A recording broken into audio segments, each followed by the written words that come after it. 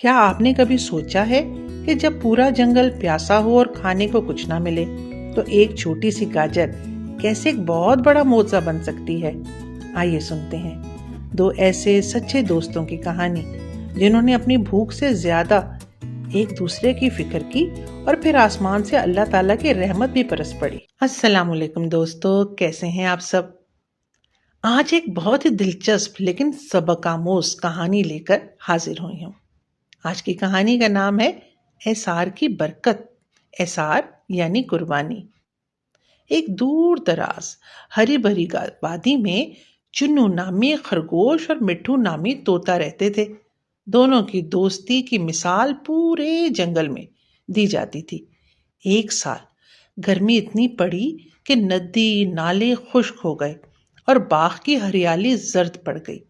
تمام پرندے اور جانور خوراک کی کمی کی وجہ سے پریشان رہنے لگے۔ ایک دوپہر ایک چھوٹا بچہ باغ میں سیر کرنے آیا۔ اس کے ساتھ اس کے ماں باپ بھی تھے۔ وہ بڑے آرام سے ماں باپ کے ساتھ سیر کر رہا تھا۔ اس کے ہاتھ میں ایک بڑی اور سرخ گاجر تھی جسے وہ بڑے شوق سے کھا رہا تھا۔ اچانک اس کی ماں نے اسے پکارا اور وہ جلدی سے اپنی گاجر وہیں چھوڑ کے اپنی اماں کی طرف بھاگا۔ گاجر وہ پتھر پر ہی رکھ کر بھول گیا تھا۔ چنو خرگوش جو کئی گھنٹوں سے بھوکا تھا جھاڑی سے نکلا تو اس کی نظر اس تازہ گاجر پہ پڑی۔ اسے یقین نہ آیا کہ اس قحط کے موسم میں اسے اتنی اچھی چیز مل جائے گی۔ اس نے جلدی سے گاجر اٹھائی اور جیسے ہی پہلا نوالا لینے لگا اسے اپنا دوست مٹھو یاد آ گیا۔ اس نے سوچا، مٹھو تو کل سے بھوکا ہے اور گرمی کی وجہ سے اڑ بھی نہیں پا رہا ہے، میں یہ گاجر اکیلے کیسے کھا سکتا ہوں؟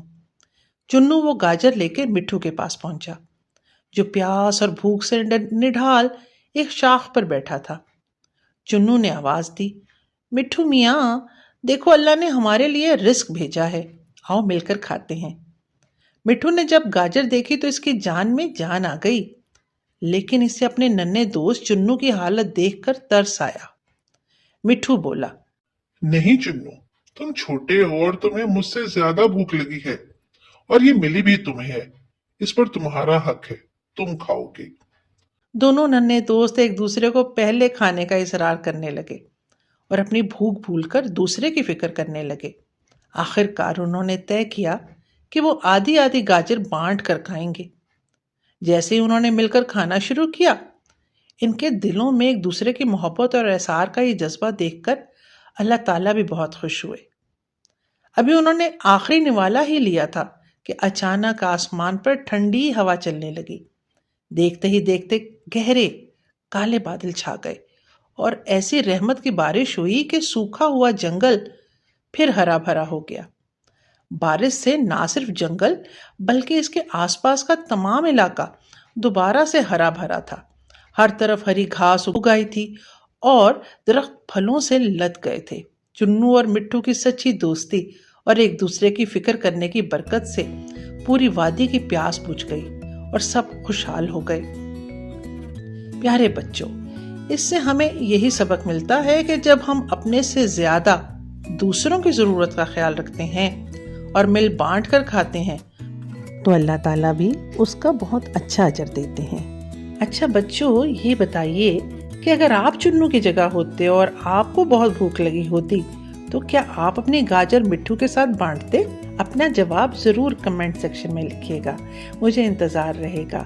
نئی کہانیوں کو سننے کے لیے چینل کو سبسکرائب کرنا نہ بھولیے گا اور بیل آئیکن کے بٹن کو ضرور دبا دیجیے گا تاکہ جب بھی کوئی نئی ویڈیو آئے آپ ضرور اس کو سن سکیں۔